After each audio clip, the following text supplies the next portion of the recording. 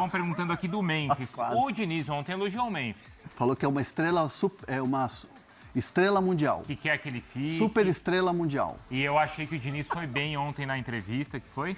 O Júnior ia tomar um sapeco na Rússia. Você ia apanhar feio lá, meu irmão, sem nem brigar.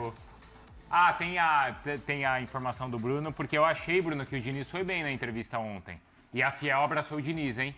Você não Muito percebeu bem. isso, Hernan? Foi. Eu acho que por duas coisas. O vídeo que se chamou bem a atenção e na entrevista ele foi bem também. Aquela cara de maluco dele, no bom sentido. Ele deve ser muito louco, né, cara, o Diniz? Eu não E conheço essa ele coisa da pessoalmente. Zona Leste. Mas ele deve O ser um Diniz cara foi muito... Gente boa também. caracterizado para aquela coletiva de apresentação. O que você achou, Bruno? A gente cantou a bola do Zona Leste aqui. Até o cabelinho Verdade. bagunçado foi o mais um louco pro bando, Não, certeza. isso aí Aquilo ali sempre foi teve, tudo marketing, vai, isso meus aí amigos. sempre teve. É um misto de cacheado com Não, mas liso ali. ontem tava acima.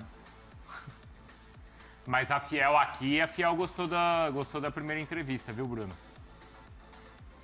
Eu fiquei sabendo que a Fiel Portugal gostou bastante também. Aprovou muito a coletiva do Diniz como treinador do Corinthians.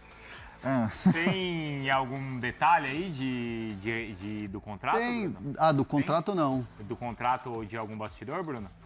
Não, eu já me despedindo e passando a bola para vocês aí, porque ontem foi tema e teve esse desafio, pergunta como é que seria uma eventual rescisão do Fernando Diniz. É complicado, né? O Diniz nem chegou ou mal chegou e já estamos nós aqui falando sobre contrato de rescisão, etc. Mas enfim, se acontecer uma rescisão, é a mesma ou o mesmo formato do contrato antigo que ele tinha com o Vasco, o pagamento de 3 salários. A mesma forma que foi acordada a saída do Dorival Júnior, o pagamento de 3 salários. É assim que o Diniz assinou e acertou a sua eventual rescisão, que muito honestamente a Fiel Portugal espera que não aconteça, que ele cumpra o contrato. Portugal, Não, Portugal tá fechada. Não, e Já assim, ganhou o respaldo. o legal de ontem é que assim, foi o primeiro treino dele, né? E assim, o Diniz, ele assim, para quem já viu um treino, e eu recomendo muito, assistam um treino do Diniz, é muito legal.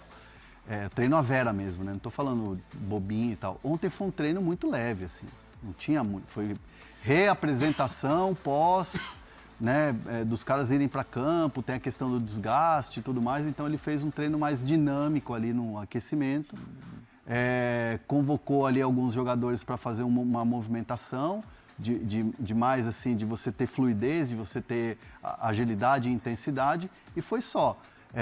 O que o Diniz fez ontem, que dá para a gente chamar a atenção como bastidor, foi o papo reto com alguns atletas. Então ele chama alguns atletas e dá um papo reto. Eu preciso de você aqui, preciso de você assim, meu modelo de jogo é assim, eu espero que você se encaixe. Um deles, por exemplo, que eu sei que ele conversou foi o Breno Bidon. Boa. Então assim, teve o papo reto, teve esse treino mais ágil ali e tal, mas foi mais roda de bobo ali do que propriamente um treino, assim, uma coisa tática, uma coisa que exige. Normalmente os treinos do Diniz são mais longos, né? São mais longos, são mais intensos. Então, assim, a rapaziada já está meio que se ambientando com o trabalho do Diniz. E o Bidon acho que vai jogar muito com ele. Na mão do Diniz? Não é? Essa questão que o Hernan trouxe aí do papo reto, foi também a expressão que eu ouvi, papo reto. Que ele chegou a alguns jogadores, conversou individualmente, né? Como o Hernan trouxe do Bidon. É o que eu vi que ele buscou e ele quer buscar potencializar cada um, sabe?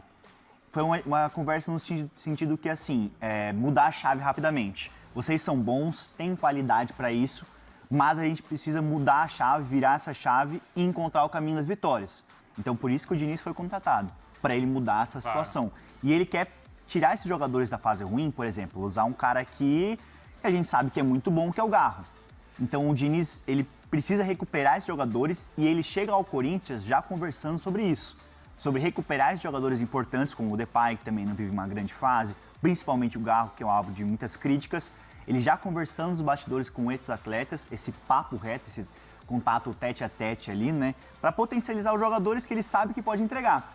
E aí o Hernan falou dos treinos, alguma coisa que me trouxeram assim de bastidores é que os primeiros métodos, assim, aquele conceito de início já foram vistos no primeiro treino, entendeu? Mas nada que a gente não pode falar. Profundo. Que a gente fala, caramba, me encantou, aquele velho discurso. Surpreende, não. Foi roda de bobo só. Falaram agilidade que assim, comparado com o Dorival, e não é positivo ou negativo isso, características totalmente diferentes já vistas no primeiro treino. Que os conceitos eles vão ser implementados desde o primeiro treino. Sim. Então é isso, ele quer recuperar esses atletas que um dia foram importantes e que vivem uma fase ruim, e ele sabe que ele é um cara muito agregador, chegou, conversou individualmente, e assim, as primeiras impressões positivas, mas nada que pode falar, nossa, ele mudou o ambiente, como é um discurso pronto. Mas é um cara que vai chegar e abraçar os atletas, que ele tem esse discurso, né? E além do Alex Santana, que perguntaram aqui no chat, que está afastado, né? Ele vai reavaliar a situação dele. Porque na coletiva de ontem, perguntaram no Alex Santana, né? Como é que vai ficar a situação dele e tudo mais. Ele vai reavaliar a situação. É um jogador que ele já trabalhou, que ele gosta, então ele vai ver se encaixa nesse elenco do Corinthians ainda.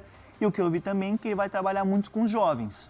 Os jovens com que ele já potencializou, até o Hernan já falou aqui, Ryan, Gabriel Sara, enfim, diversos jogadores, Anthony, Brenner. Né? Então é a característica dele. Então, primeiras impressões só, primeiro treino, vai jogar agora contra o Platense, vai estar à beira do campo. Então, você quer ver mudar o ambiente? Quer ver? 2 vitórias. Sim. 2 vitórias, hein, Hernan? Para mudar o ambiente. Estreia na Libertadores com vitória e ganha do Palmeiras. Pronto. Aí você vai ver o ambiente mudar. Aí você tem uma segurança, você tem uma confiança, um retorno de uma confiança.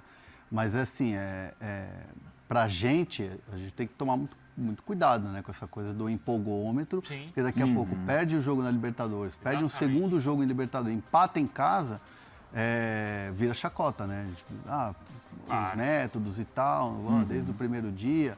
Mas é uma coisa assim que naturalmente o trabalho ele vai se desenvolver e como toda a comissão técnica, como todo treinador que trabalha no futebol brasileiro, há um cuidado do Diniz, do Léo, que chegou agora, para ser auxiliar, de toda a comissão em relação ao estado físico do Corinthians hoje, que é aquele time que chegou e foi até o limite na final da Copa do Brasil, teve pouco tempo de descanso, depois foi no limite na final da Supercopa, e aí ficou patinando nessa questão física com o calendário. Então, assim, não adianta ter métodos, aquela coisa do treino da intensidade, como o Diniz gosta, sabendo que ele pode, de repente, estourar um ou outro jogador. Então, há esse zelo, há esse cuidado, e isso a resposta imediata disso vai ser no resultado, não tem jeito. E é bom lembrar isso, porque talvez o torcedor esqueça, mas como é que foi essa fase do Corinthians, né? Ele disputou a final da Copa do Brasil quase no Natal. Foi dia 21 ou 22? 21 de dezembro. E aí, o campeonato estadual já começou logo... Dia 5. Dia 5 de janeiro. Aí é verdade que muita gente vai falar assim, mas, poxa, começou para todo mundo. Isso é verdade. Só que o Corinthians, desde as primeiras rodadas, ele já estava jogando com o time que fechou a temporada. Sim. Então, até o Dorival falou isso, os jogadores falaram, como é que tá a parte física nesse ano? Ele falou, não, é a mesma do ano passado, porque não teve uma intertemporada. E por que o Corinthians fez isso? Que a comissão, então, do Dorival fez, e claro, com o respaldo, e imagina a orientação da direção. Tinha um objetivo de chegar bem no jogo contra o Flamengo, na Supercopa. E conquistou o título. Sim. Só que uma hora você vai ter que pagar essa conta. E o Corinthians pagou, né, nas semanas seguintes, né? No estadual. A gente lembra do São Paulo, por exemplo, acho que foi 2021 com o Crespo, né? Que ganhou o Paulista. Que, assim, sacrificou um início de temporada para você ganhar o Paulista.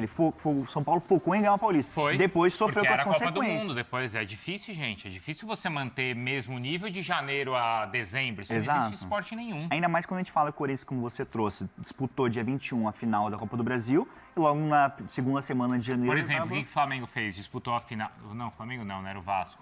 Mas o Flamengo disputou no dia 17 de dezembro a final do Mundial. Sim. E aí qual que foi a programação e que deu polêmica? Tirar os caras no começo do estadual. Que aí tiveram que antecipar o retorno. Aí depois foi aquele desespero, teve que antecipar o retorno. E aí falaram que o planejamento... E aí não foi bem na Supercopa. Exatamente o que eu ia falar. O planejamento foi errado? Você usar os jovens? Acho que sim, talvez. Então é isso, né, família? Mais um giro de notícias do Corinthians. Então peço humildemente para você dar o like nesse vídeo, se inscrever no canal. Ative o sino das notificações para ficar sempre atualizado quando tiver vídeo novo por aqui. Um grande abraço para você. Me siga para mais e até o próximo vídeo. É isso, rapaziada. Vamos que vamos. Fui.